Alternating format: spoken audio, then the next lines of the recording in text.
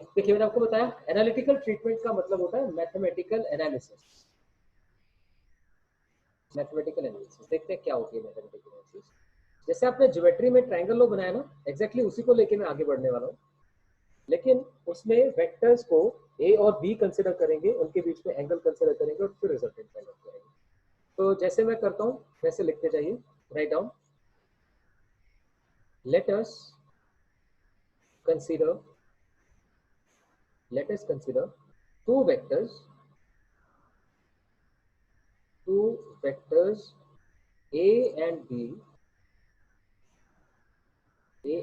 of same kind inclined to each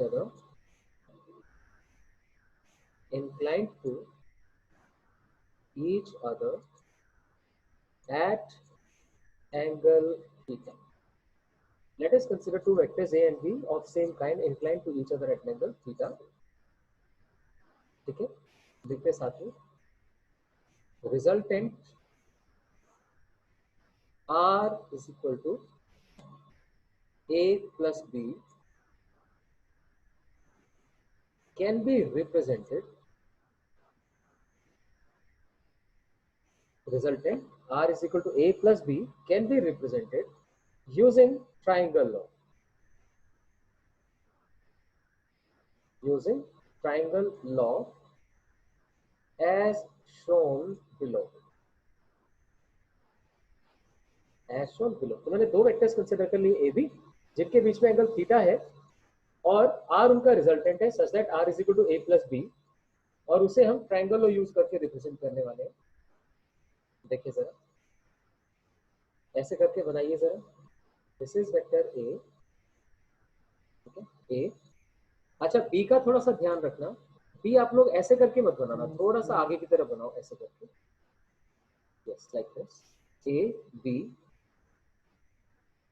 and obviously आप जब resultant बनाए जाएंगे तो आई नो रिजल्टेंट आप ऐसे बनाएंगे, ठीक है। दिस इज नेमिंग कर देता हूँ, this is vector A, this is vector B and this is resultant R. Naming करते हैं पी क्यू आर, ठीक है, पी क्यू आर से नेमिंग करेंगे।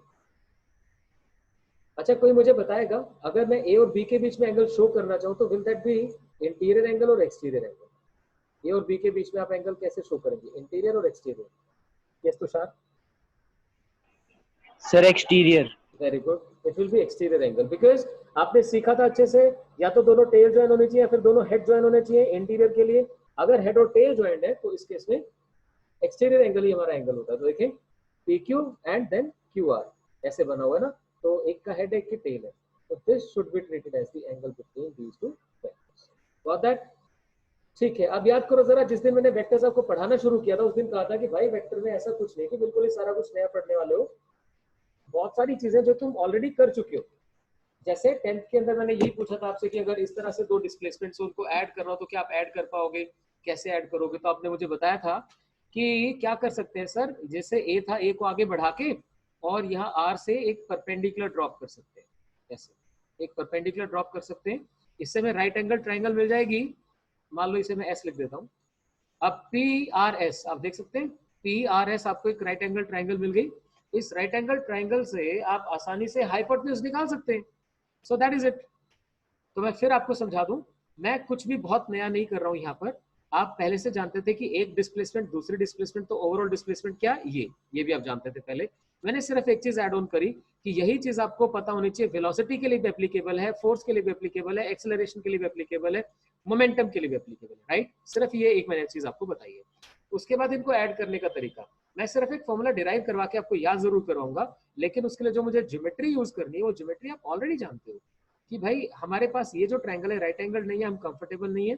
एक काम करते हैं, राइट एंगल बनाने के लिए इसे एक्सटेंड कर देते हैं और यहां से परपेंडिकुलर ड्रॉप कर देते हैं। तो लिखिए आप जरा मेरे साथ, लिखिए A is extended, A is extended and perpendicular is dropped from vertex R, ठीक है, कौन सा हो गया, आर एस, ये बन गया आर एस। तो आप देख सकते हैं अब हमारा मोटिव यहाँ पे क्या फाइंड करने का, हमारा मोटिव तो पी आर फाइंड करने का है। देखिए ध्यान से, हम पी आर फाइंड करना चाहते हैं। अब पी आर फाइंड करना है तो वो तो हाइपोटेन्यूज बन गया, बस तो फिर हाइपोटेन्यूज वाली फॉर्म यूज करेंगे, लेकिन पहले हमें क्यू एस और आर एस चाहिए। देखो ध्यान से, पी क्यू की लेंथ को मैं ए लिख सकता हूँ, क्यू आर की लेंथ को मैं बी लिख सकता हूँ, पर मुझे क्या चाहिए, क्यू एस चाहिए और आर एस चाहिए। तो क्या करूं, इस ट्राइंगल को देखता हूँ, क्यू आर एस से मेरे पास हाइपोटेन्यूज बी है, बेस बन जाएगा बेस कॉस, ध्यान है बेस बन जाएगा बी कॉस, और परपेंडिकुलर बन जाएगा बी साइन थीटा। तो मेरे बच्चों को मैं चाहता हूँ कि ये चीजें ऐसे डायरेक्टली यादव पंडित बद्री प्रसाद के पास ना जाना पड़े, पर फिर भी मैं एक बार आपको डिराइव करवाऊंगा। यहाँ पे हम लोग डिराइव करेंगे इसे, लिखिए जरा, from triangle Q R S, हमें माइंड में पहले से क्लियर है कि हमें क्यू एस चाहिए, तो हम देखते हैं cos of theta is equal to base that is Q S upon hypotenuse क्या है, बी, सीधा बी लिख दिया मैंने, आप क्यू आर भी लिख सकते थे बट ठीक है, that's okay. cos theta is Q S upon B, इससे मुझे क्या मिलेगा, इससे मिलेगा b becomes equal to, sorry, qs becomes equal to, I'll have to make a little change, this will give me that qs is equal to b cos theta, जो मुझे चाहिए, ठीक है। ऐसे ही साइन थीटा क्या होगा, साइन थीटा होता है परपेंडिकुलर अपॉन हाइपोटेन्यूज, यानी कि आर एस अपॉन बी हो जाएगा, इससे आर एस निकाल पाऊंगा जो कि बन जाएगा बी साइन थीटा, ठीक है। तो यहां से मैंने क्यू एस भी फाइंड कर लिया और आर एस भी फाइंड कर लिया, इन दोनों की मुझे जरूरत पड़ने वाली है, राइट। अब यहां से आगे बढ़ते हैं, वेक्टर फॉर्म में तो हम लिख सकते हैं, ध्यान दीजिएगा, वेक्टर फॉर्म में तो हम लिख सकते हैं R is equal to A plus B, पर हम डायरेक्टली स्केलर फॉर्म में R is equal to A plus B हमेशा नहीं लिख सकते, सिर्फ एक सिचुएशन में लिख सकते हैं, जब ए और बी की डायरेक्शन सेम होती है। देखो ए भी इधर है और बी भी इधर है, तो सीधा ऐड हो गया ए प्लस बी।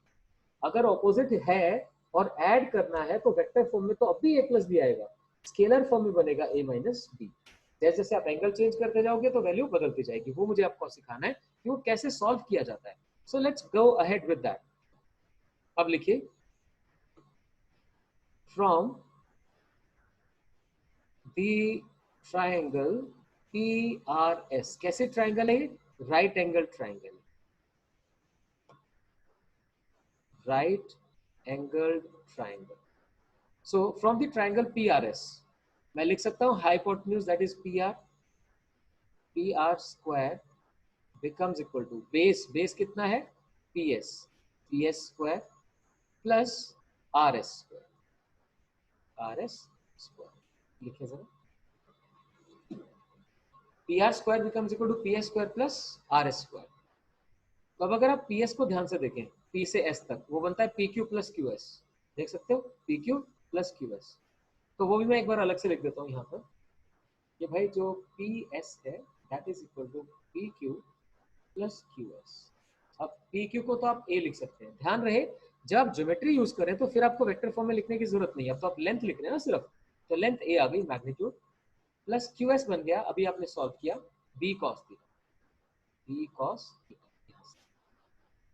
ये PS बन गया। अब वैल्यूज पुट कर देता हूँ, PR बेसिकली रिजल्टेंट है यानी R स्क्वायर, देख सकते हैं ये जो है ये R है, तो R square is equal to, अब PS A plus B cos theta, A plus B cos theta.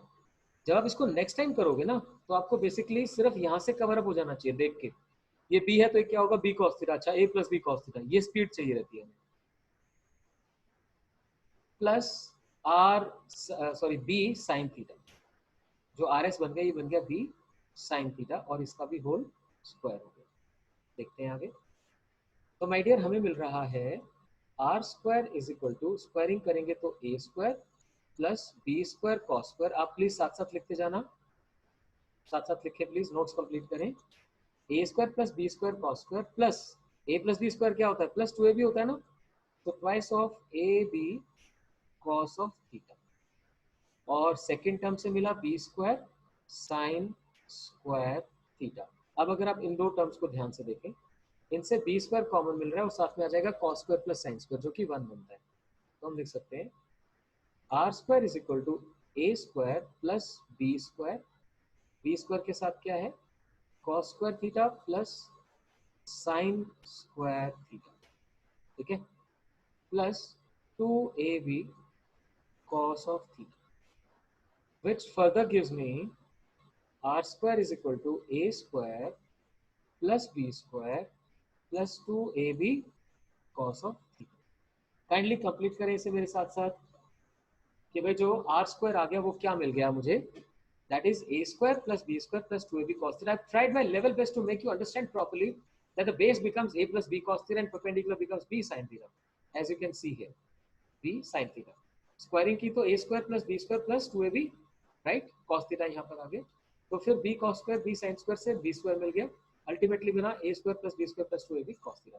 देखिए जरा, अब मैं अल्टीमेटली ऐसे आंसर लिखूंगा r becomes equal to under the root a square plus b square plus 2ab cos of theta. ये main चीज आपको याद करनी है, ये वो रिजल्ट है जो आप वेक्टर्स को सॉल्व करने के लिए यूज करेंगे, इसकी क्रैमिंग चाहिए मुझे।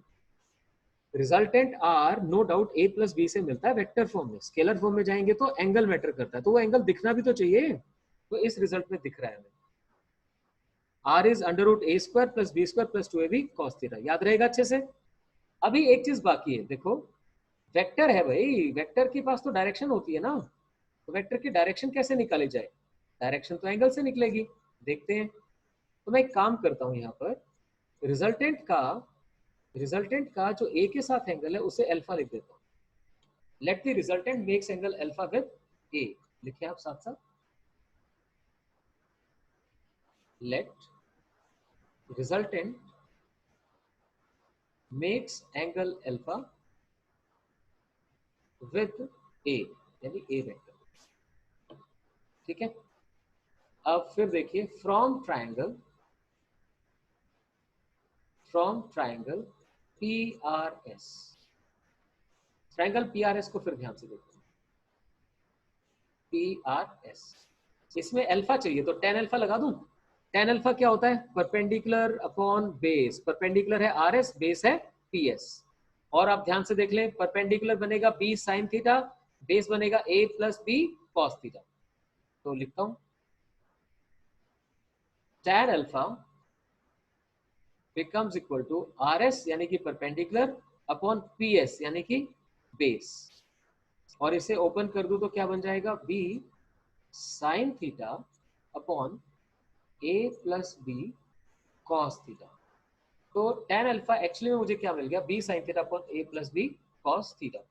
नॉर्मली एंगल की फॉर्म में रिप्रेजेंट करने के लिए ऐसे लिख दिया जाता है, alpha is equal to tan inverse, बस ये समझ लो tan ऑपोजिट साइड में जाता तो tan इनवर्स कर देते हैं, आपके लिए न्यू नोटेशन है पर आपको ऐसे ही इसे याद करना है, b sin theta upon a plus b cos theta.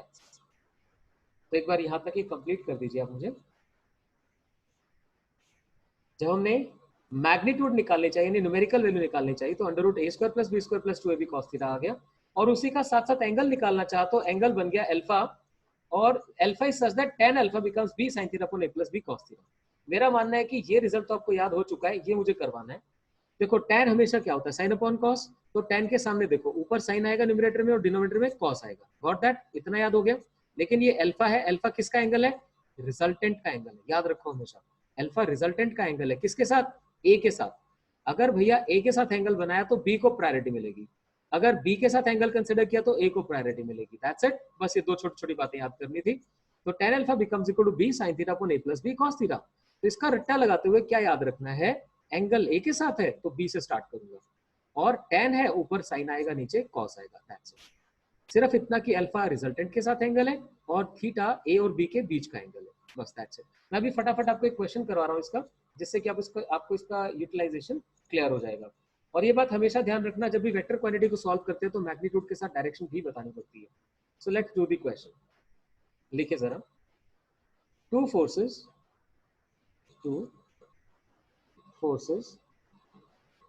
10 Newton and 8 Newton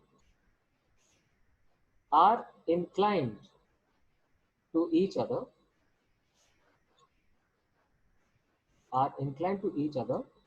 at 60 degree. दोनों एक दूसरे को 60 डिग्री पे इंक्लाइन है। Find resultant force. मतलब एक ऑब्जेक्ट के ऊपर दो फोर्सेस लग रही हैं, एक 10 न्यूटन है, एक 8 न्यूटन है, और उनके बीच में जो एंगल है वो कितना है, 60 डिग्री। आपको निकालना है रिजल्टेंट फोर्स कितनी होगी। दिमाग में आता है, अरे फोर्स तो वेक्टर क्वांटिटी है। अच्छा, वेक्टर क्वांटिटी है, एक 10 है, एक 8 है, एंगल कितना है, 60, तो इसका रिजल्ट तो 60 के ऊपर डिपेंड करता है। तो सर ने क्या बताया था, लिखते हैं। सर ने बताया, पहले आप कंसीडर करो, F1 है 10 न्यूटन, F2 है 8 न्यूटन, ठीक है। दोनों फोर्सेस की नेमिंग कर दी, उनके बीच के एंगल को थीटा लिखते हैं, ये है 60 डिग्री। अब फाइंड क्या करना है, फाइंड करना है F कितना होगा। तो बस फटाफट से फॉर्मूला लगाते हैं। हम सब जानते हैं F का फॉर्मूला क्या बनेगा वेक्टर फॉर्म में, तो F को लिखा जाएगा F1 plus F2। Kindly pay proper attention to these things, कि मैं आपको दोनों लिख के दिखा रहा हूँ कि वेक्टर फॉर्म में तो आप सीधा सीधा F1 प्लस F2 लिखेंगे, लेकिन जब आप स्केलर फॉर्म में जाएंगे माय डियर, तो क्या लिखेंगे फिर, अंडर रूट ऑफ मुझे कोई बोल के बताएगा। खुशी आप बोलोगे क्या लिखूं, F is equal to under root of, खुशी डाबर बोलो डियर। देखो खुशी, यहां से क्या समझना था, अगर R A प्लस बी है, देखो please, R A plus B है तो आपको क्या मिलेगा, under root of A square plus B square plus 2ab cos theta, जहां थीटा उनके बीच का एंगल था। बस डियर इसी चीज को अप्लाई करना है यहाँ पर। हाँ चलो आदित्य, आपने हैंड रेज किया था, आप ही बता दो।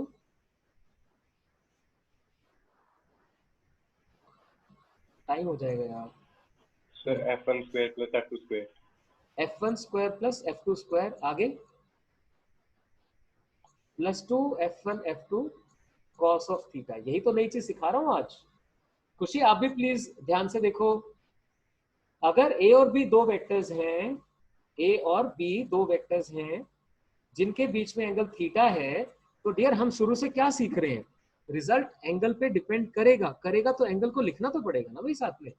तो देखो A और B के बीच में एंगल थीटा था, तो रिजल्ट क्या बना, under root A square plus B square plus 2ab cos theta, जो मैंने आपको पूरा ज्योमेट्री से सॉल्व करके समझाया, ठीक है। तो अब ये क्वेश्चन में अप्लाई करने का टाइम है कि आपके पास दो फोर्सेज हैं 10 न्यूटन 8 न्यूटन, जिनके बीच में एंगल 60 डिग्री है, उनका रिजल्टेंट निकालना है। तो हम क्या करेंगे, हम लिखेंगे वेक्टर फॉर्म में तो F1 प्लस F2, पर उसका स्केलर रिजल्ट यानी मैग्नीट्यूड कैसे निकलेगी, under root of A square plus B square plus 2ab cos theta. अच्छा, ए बी का रोल कौन प्ले कर रहा है, F1 F2, सो इसीलिए under root F1 square plus F2 square plus 2F1 F2 cos of theta. मैं यहाँ पे वैल्यू पुट करता हूँ, देखिए under root of 10 square plus 8 square plus 2 into 10 into 8, ठीक है, मल्टीप्लाइड बाय कॉस ऑफ 60। अब आप जानते हैं cos 60 जो होता है 1/2 होता है। This becomes equal to under root 10 का स्क्वायर 100, 8 का स्क्वायर 64, प्लस अब ये जो cos 60 बोल रहा हूँ इसकी वैल्यू कितनी हो जाएगी 1/2, तो 1/2 से 2 कैंसिल आउट हो जाएगा, मुझे क्या मिलेगा 10 8 जा 80, ये आ जाएगा मेरे पास यहाँ पर। इसे मैं आगे लिखूँ तो कितना बन गया, under root of this becomes 4, 8 plus 6 is 14, 244 आ गया, 244 आ गया। तो 244 बनता है भाई 4 इंटू 61, मैं आगे लिख देता हूँ यहाँ पर, जिसके अंदर इतने under root of 4 into 61, that is 2 root 61।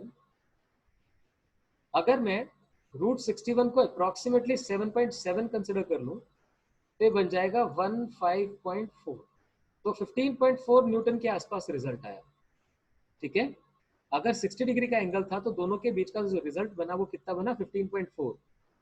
आप सॉल्यूशन प्लीज ध्यान से देख लीजिए, ये फॉर्मूला बार बार बोल रहा हूँ बच्चों, अगर आपने ये मेरे साथ अभी याद नहीं किया तो हमारी क्लास की इंपॉर्टेंस खत्म हो जाएगी। दो वेक्टर्स या तो फोर्स है या वेलोसिटी है एक्सेलरेशन है, उनके बीच में एंगल थीटा है, तो रिजल्ट कैसे निकलेगा, under root A square plus B square plus 2ab cos theta. यहाँ पर 10 और 8 था, तो under root 10 square plus 8 square plus 2 into 10 into 8 यानी 2ab 10 into 8 into cos of 60। उसके लिए मैंने आपको पूरा सॉल्व करके दिखा दिया, लगभग 15.4 आ गया।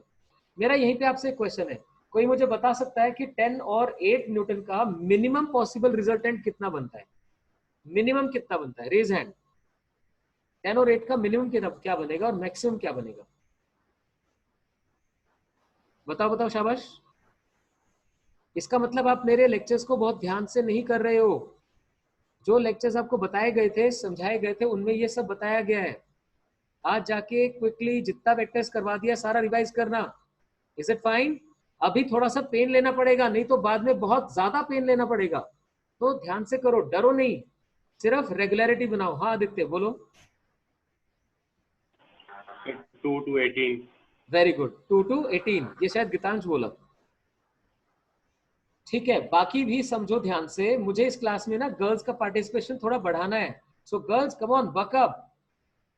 आपको बताया गया मैक्सिमम रिजल्ट तब आता है जब दोनों सेम डायरेक्शन में होते हैं, और मिनिमम तब आता है जब दोनों ऑपोजिट होते हैं। तो जब ऑपोजिट होंगे तो 10 नहीं माइनस सर, 8 आ जाएगा। हाँ, 2 न्यूटन हो जाएगा, और जब सेम में होगा तो 10 + 8 18 हो जाएगा। ठीक है, सो 2 से लेके 18 के बीच में कुछ भी रिजल्ट आ सकता है, but it depends upon the angle between two vectors. अभी क्या हमारा रिजल्ट कंप्लीट हो गया? नहीं हुआ, हमने सिर्फ मैग्नीट्यूड निकाली है, हमें तो डायरेक्शन भी बतानी पड़ेगी। तो क्विकली देखें जरा फटाफट। लेट एफ यानी resultant makes angle alpha with 10 Newton. मान लेते हैं 10 न्यूटन के साथ ये अल्फा एंगल बनाता है। तो अब सोचो, मैंने आपको रिजल्टेंट का एंगल कैसे समझाया। अगर ए के साथ एंगल अल्फा है तो बी से शुरुआत करनी है, इन चीजों को भूलना नहीं है। किससे शुरुआत करनी है? बी से।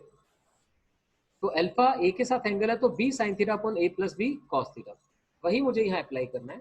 देखते हैं, अल्फा 10 के साथ है तो tan alpha is equal to, मैं 8 से शुरुआत करूंगा, 8 इंटू साइन थीटा, थीटा कितना है 60 अपॉन बी, बी अब ठीक है, ए था तो बी 8 बन गया था, 8 साइन 60 अपॉन 10 + 8 कॉस 60। इसे सॉल्व करना है।